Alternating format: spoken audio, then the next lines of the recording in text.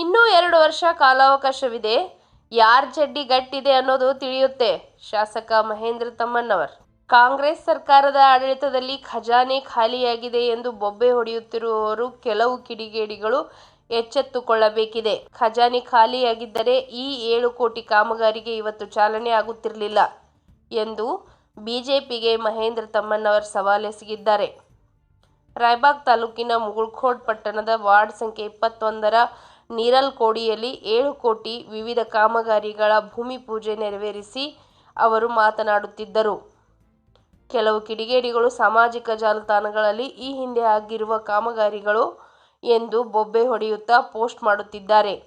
ಆದರೆ ಚುನಾವಣೆ ಭರದಲ್ಲಿ ಆಶ್ವಾಸನೆ ಕೊಟ್ಟಿರುವವರು ಅನುದಾನವನ್ನು ಮಾತ್ರ ಇಡುವುದನ್ನು ಮರೆತಿದ್ದಾರೆ. ನಾವು ಆ ಕಾಮಗಾರಿಗಳಿಗೆ ಅನುದಾನ ಬಿಡುಗಡೆ ಮಾಡಿ ಚಾಲನೆ ನೀಡುತ್ತಿದ್ದೇವೆ ಎಂದು ಆಕ್ರೋಶ ಹೊರಹಾಕಿದರು. ಚುನಾವಣೆಗೆ ಇನ್ನೂ 2 ವರ್ಷ ಅವಧಿ ಇದೆ. ಯಾರು ಏನು ಅಂತ ತಿಳಿಯುತ್ತೆ. ಯಾರ ಚಡ್ಡಿ ಗಟ್ಟಿದೆಯೋ ಅಂತ ಗೊತ್ತಾಗುತ್ತದೆ ಎಂದು ಗುಡುಗಿದರು.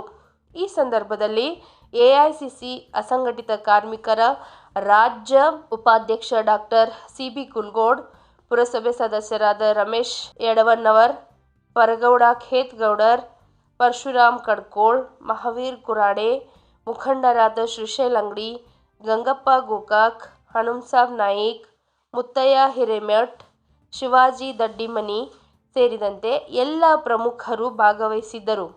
ರಾಯಬಾಗ್ ಇಲಾಖೆಯ ಸಹಾಯಕ ಅಭಿಯಂತರ ಎಚ್.ಎಲ್. ಪೂಜಾರಿ ಕಾರ್ಯಕ್ರಮದಲ್ಲಿ ಹಾಜರಾಗಿದ್ದರು. ಆದರೆ ಸ್ಥಳೀಯ ಪುರಸಭೆ ಮುಖ್ಯಾಧಿಕಾರಿ ಹಾಗೂ ಸಿಬ್ಬಂದಿಗಳ ಗೈರು ಹಾಜರಾಗಿದ್ದು ಎದ್ದು ಕಾಣುತ್ತಿತ್ತು. ನೀರಾವರಿ ಇಲಾಖೆಗೆ ಇಲ್ಲದ ರಜೆ ಸ್ಥಳೀಯ ಪುರಸಭೆಗೆ ಮಾತ್ರ ಇತ್ತಾ ಅನ್ನೋದು ಸಾರ್ವಜನಿಕ ಪ್ರಶ್ನೆಯಾಗಿತ್ತು. ಆ ಬಿಜೆಪಿ ಗೌರ್ಮೆಂಟ್ ಅವ್ರು ಘೋಷಣೆ ಮಾಡಿದ ಕೆಲಸಗಳು ನಿಮಗೆ ಬೇಕನ ಏನು ಬೇಡನ ಅನ್ನುವಂಥ ನಮ್ಮದು ನಡೀತಾವೆ, ಸ್ಕೂಟಿ ನಡೀತಾವೆ. ಅದಕ್ಕೆ ಕೆಲವೊಂದು ನಾವು ಕಾರ್ಯಕ್ರಮಗಳನ್ನ ಉಳಿಸ್ಕೊಂತ ಕೆಲಸ ಮಾಡಿದೀವಿ. ಅದು ಘಟಕಭಾವಿ ಯಾತ್ರೆ ನೀರಾವರಿ ಅಂತೇಳಿ ಅದು ಆ ಕೆಲಸ ಏನಿತ್ತಪ್ಪ ಅಂತಂದ್ರೆ ಆ ಸರ್ಕಾರ ಇದ್ದಾಗ ಅನೌನ್ಸ್ ಆಗಿ ತಟ್ಟ ಅದಕ್ಕೇನು ₹1 ಕೊಟ್ಟಿದ್ದಿಲ್ಲ ಅವರು. ಆದ್ರೆ ನಮ್ಮ ಸರ್ಕಾರ ಬಂದ ಮೇಲೆ ನಾವೇನ್ ಮಾಡಿದೀವಿ, ಆ ಕಾಮಗಾರಿಗೆ ಕೆಲಸ ಕೊಟ್ಟು ಆ ಕಾಮಗಾರಿಯನ್ನ ಮುಗಿಸುವಂತ ಕೆಲಸ ನಾವು ಮಾಡಿದೀವಿ. ಆ ಸೋಷಿಯಲ್ ಮೀಡಿಯಾದಾಗ ಕೆಲವೊಂದು ಕಿಡಿಗೇಡಿಗಳು ಅದಾರ, ಕಿಡಿಗೇಡಿ ಅಂತ ಹೇಳಿ ಅಂತಾರಲ್ಲ ಅವ್ರಿಗೆ, ಅವ್ರು ಏನು ವಾಟ್ಸಪ್ ಮಾಡ್ತಾರೋ ಸೋಷಿಯಲ್ ಮೀಡಿಯಾದಾಗ ಏನು ಹೇಳ್ತಾರಪ್ಪ ಅಂತಂದ್ರೆ ಅದು ನಮ್ಮ ಕೆಲಸ, ಇದು ನಮ್ಮ ಕೆಲಸ, ಆದ್ಯಾತ ನೀರಾವರಿ ನಾವಿದ್ದಾಗ ಮಾಡಿದ್ದ, ಈ ಹಾರೋಗಿರಿ ಹಾಸ್ಪಿಟಲ್ ನಾವಿದ್ದಾಗ ಮಾಡಿದ್ದ.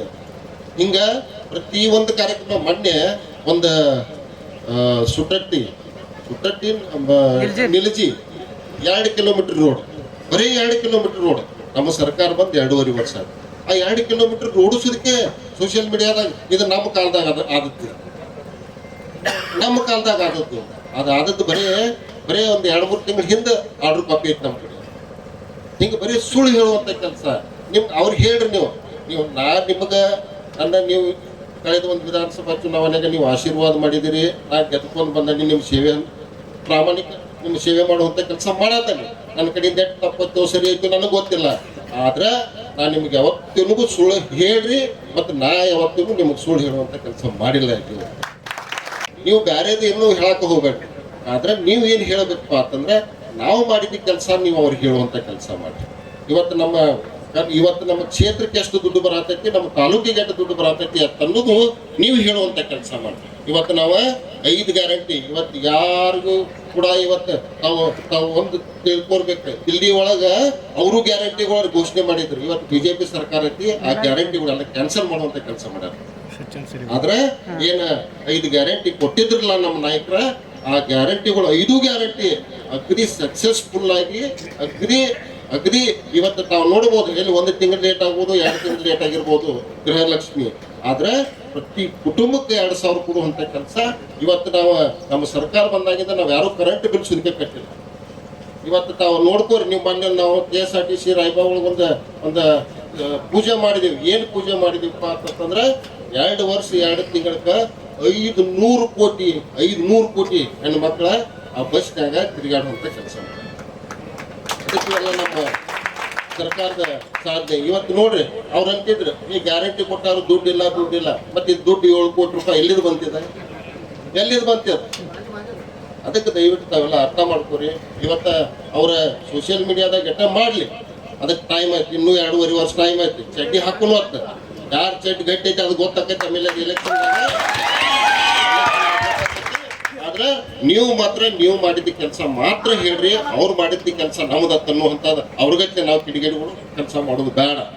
ಅದಕ್ಕೆ ದಯವಿಟ್ಟು ನಾನೇನ ಮೊದಲಿನವ್ರಿಗತ್ತೆ 3 ತಿಂಗಳಿಗೆ 4 ತಿಂಗಳಿಗೆ ಭೇಟಿ ಇಲ್ಲ. ನಮ್ದು ವಾರದಾಗ ಒಂದ್ಸಲ ಯಾಕಾಗತ್ತೆ ನಿಮ್ಮ ಮುಖ ನೋಡಿ ಹೋಗಿರ್ತೀನಿ. ನಾನು ಬರ್ತೀನಿ ಎಲ್ರು ಮತ್ತೆ ಹಂಗೆ ಪ್ರತಿಯೊಂದು ಹಳ್ಳಿಗೂ ಇರ್ತೇನೆ. ಯಾಕಂತಂದ್ರೆ ನಮ್ದು ಯಾರು ಕೆಲವೊಂದು ಹಿಂದೆ ಕೆಲವೊಂದುಗಳು ಘಟನೆಗಳು ಆಗ್ಯಾವ.